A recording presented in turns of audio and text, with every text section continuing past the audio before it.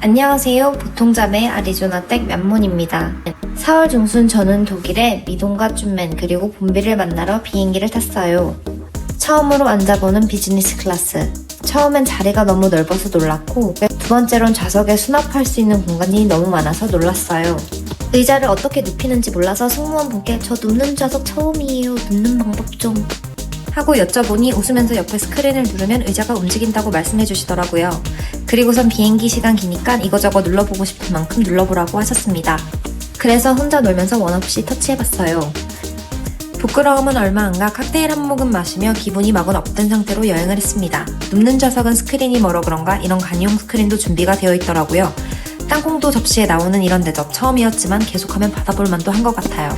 전 셀카 찍는 거 자체가 부끄러워서 몰래 사진을 찍기는 했어요. 누가 본다고. 그릇에 담아주는 기내식, 샐러드도 에피타이저도 너무나 아름다웠습니다. 에피타이저를 끝내고 나니 메인으로 스테이크를 주시더라고요. 비행기에서 또 언제 이렇게 먹어볼지 몰라서 나름 사진을 열심히 찍었습니다. 메인 디쉬도 다 먹으니 디저트로 하겐다즈 아이스크림과 초코 시럽을 주셨어요. 정말 공항에서 기다릴 때 아무것도 안 먹고 기다리길 잘했다 싶었습니다. 배부르고 등 따신 느낌. 먹다 지쳐 잠들고 일어나니 또 아침을 주셔서 부랴부랴 일어나서 먹었습니다. 쭌맨 보러 간다는 설레던 마음이 비행기에서 배가 되었어요. 이래서 일개미로 계속 살 수 있는 거겠죠? 기내식을 완그릇하고 나니 날이 밝아진 걸 알게 되었어요. 먹음으로 인해서 하루의 시간을 알게 되는 제 자신이 참 기특하네요. 비즈니스 클래스에서 찍는 바깥 영상은 뭐가 다를까 하지만 하늘 위는 어디서 보나 이쁘네요. 어느덧 독일에 가까워지니 옆에 비행하는 루프트한자 비행기가 보였습니다.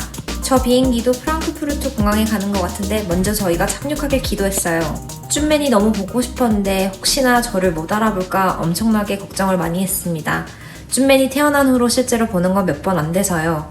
쭌맨이 태어난 이야기도 영상통화로 들었고 처음 쭌맨을 만났을 때는 목도 가누지 못하는 아가 시절이어서 여행 전 전화로 이모가 바로 저다 라고 세뇌시켰어요. 걱정도 잠시 독일 땅을 밟고 나서야 정말 아무 생각 없이 여행을 왔다는 걸 알았습니다. 유심도 없이 도착해서 공항 밖으로 나가면 미동과 연락을 못하는 걸 뒤늦게 알았고요. 상봉하는 영상을 전혀 찍지 못한 게 와이파이 잡으면서 전화하느라 서로 바빴어요. 여튼 제가 지낸 다락방이 쭌맨의 방과 연결이 되어 있었는데 이모하고 왔다 갔다 하더라고요. 제가 보고 싶다기보다는 다락방이 좋아서 오는 거였겠죠. 제가 조금이라도 독어를 한다면 쭌맨이 하는 말을 알아들었을 텐데 한국어로 말하면 이해하고 독일어로 대답하던 쭌맨. 너의 젊은 내가 이모는 부럽다. 아직 아장아장 아가여서 다락방을 오갈 때는 미동이 늘 함께였어요. 혼자 힘으로 올라오고 내려가는 쭌맨을 보면서 엄청 신기했습니다.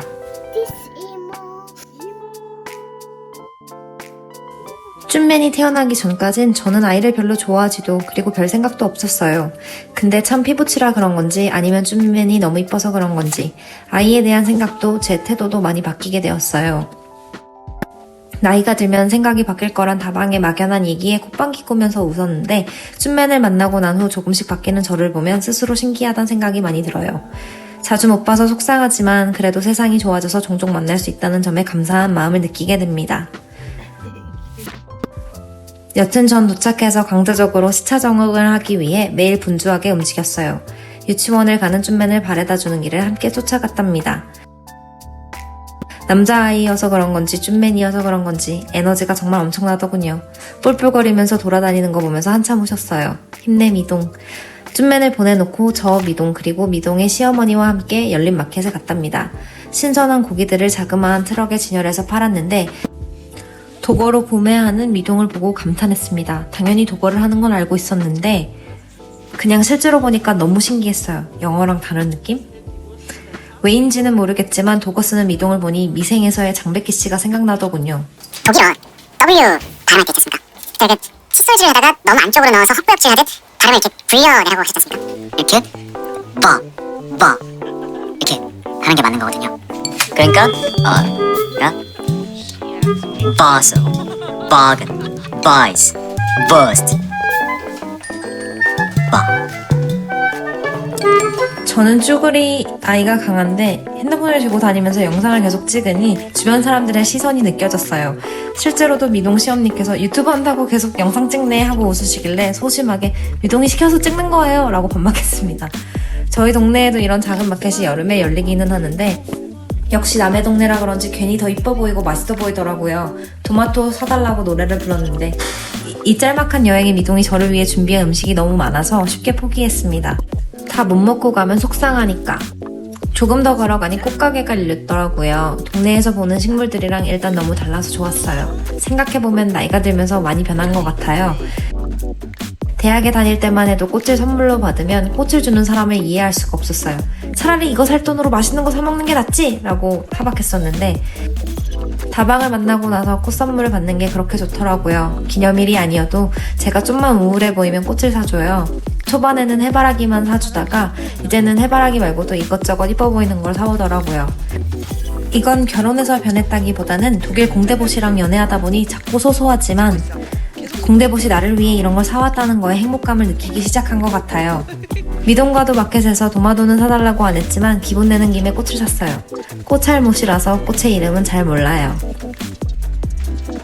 그래도 먹을 거 대신 꽃을 사다니 유럽원이 또 무드 내고 싶어가지고 그래도 꽃을 조금씩 사다 보니 꽃 가격이 예전엔 엄청 비싸다고 느껴졌었는데 이 찰나의 아름다움을 보고 느낄 수 있으니 그렇게 비싸다고 느껴지진 않았습니다. 쓰고 나니 너무 오바쌈방 글귀 같네요. 예전엔 화병도 없었을 뿐더러 그냥 다발채로 꽂아놨었는데 그래도 요즘엔 꽃을 좀 정리해서 꾸며놓거든요. 나이가 들면서 제가 참 많이 변하는 것 같습니다.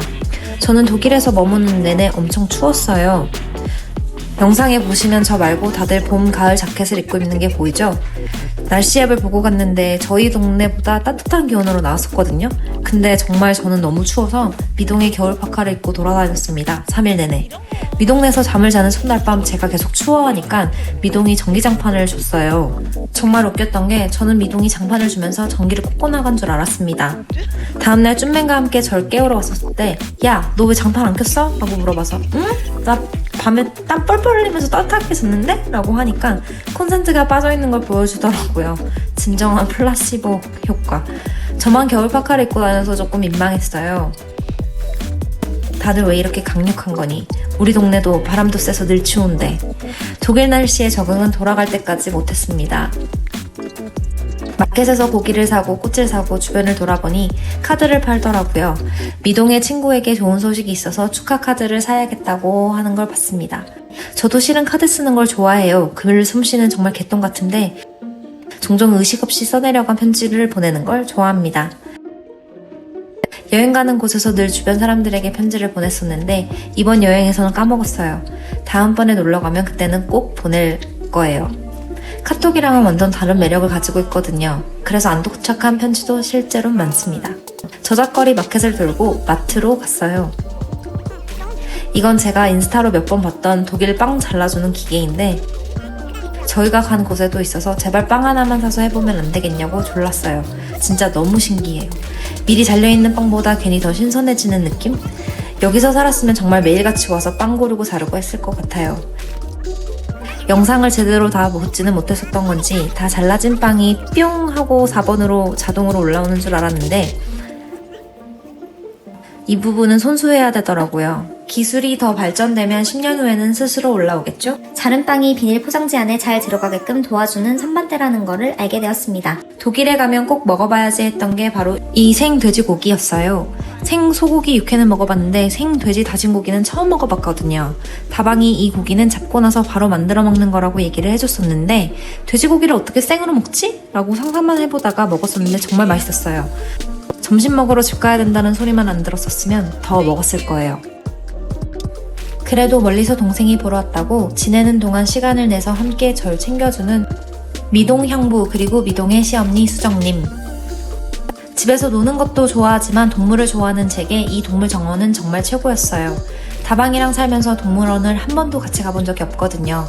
동물원이 집에서 멀기도 하지만 다방이 동물원이라는 개념 자체를 좋아하질 않아요. 그래서 이렇게 정원에 들어와서 동물을 보고 바로 앞에서 먹이를 줄 수 있는 이 순간이 저한테는 정말 생소하기도 하지만 행복한 순간이었어요.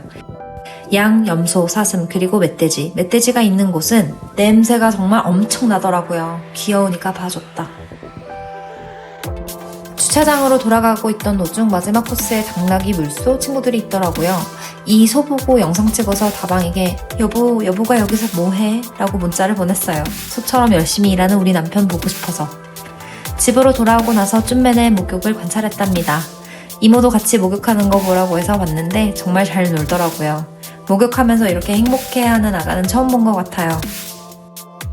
오른손, 왼손에도 비누 거품 해달라고 그 고사리 같은 손을 미동에게 내미는데 너무 귀여워서 심장 어택. 화장실에 진열된 장난감도 보여주느라 정신없던 쭌맨. 함께하는 순간이 늘 즐거웠습니다. 미국으로 돌아가기 전날, 마지막 날. 저는 미동 가족의 산책을 함께 동행했어요. 산책로에 들어서자마자 쭌맨이 가장 사랑하는 트랙터를 만났습니다. 정말 하염없이 트랙터만 바라보고 옆에 있고 싶어 하던 쭌맨.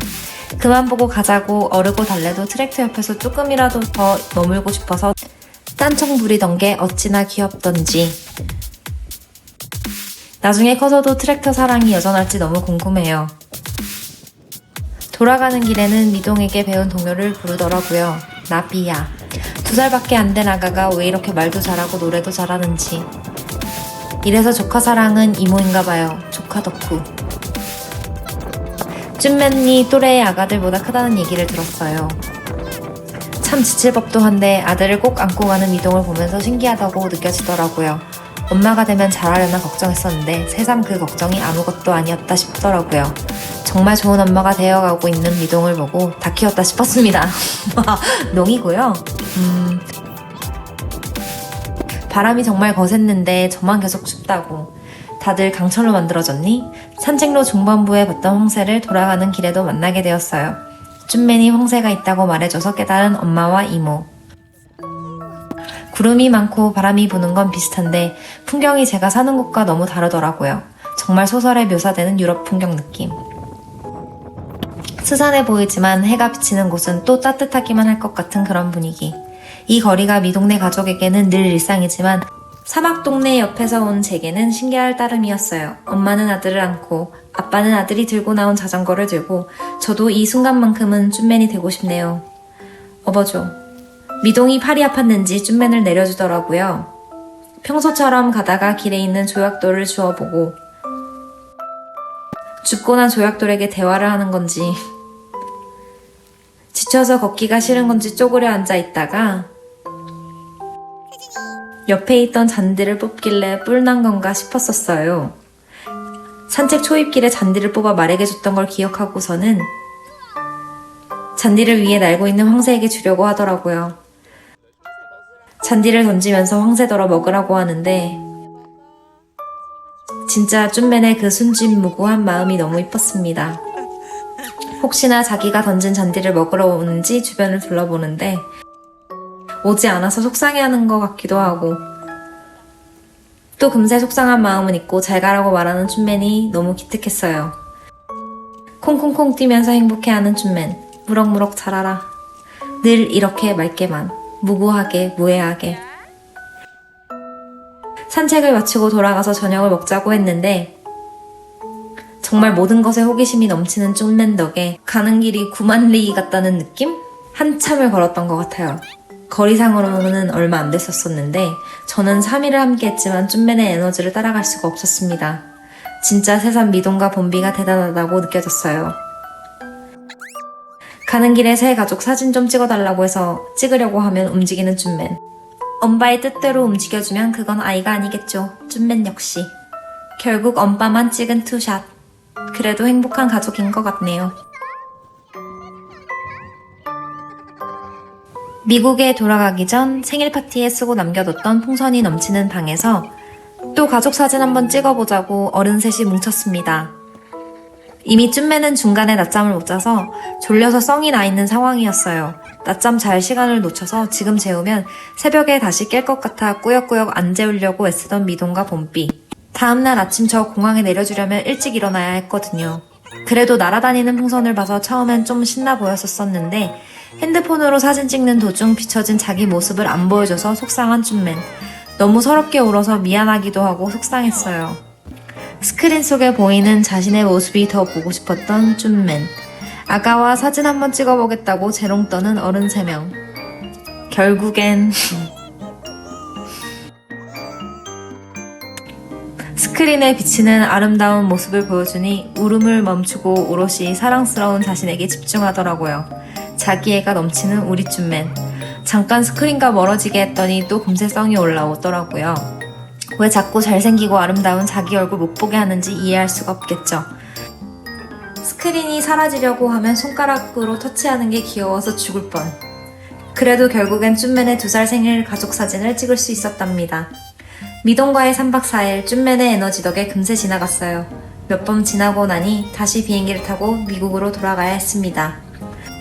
짧은 여행이었지만 보고 싶던 쭌맨과 미동, 봄비 그리고 수정님과 함께했던 행복한 시간이었어요. 오늘도 시청해주셔서 감사합니다. Bis später, Deutschland.